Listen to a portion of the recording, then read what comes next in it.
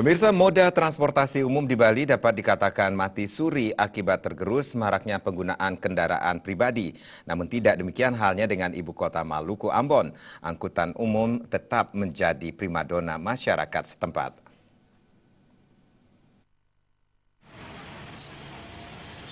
Angkot ternyata masih laku di Maluku, tidak hanya di kalangan pekerja tetapi juga pelajar. Padahal tidak ada hal istimewa pada angkot di ibu kota Maluku, Ambon.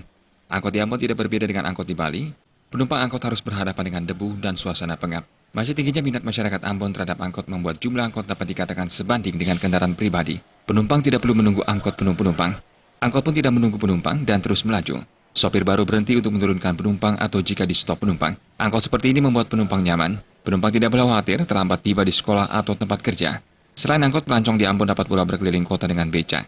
Seperti halnya Yogyakarta, becak di Ambon menjadi langganan kaum ibu yang hendak berbelanja di pasar atau tujuan-tujuan lain di tengah kota. Pengayu becak adalah penduduk lokal yang berasal dari Makassar, Bugis, dan Jawa.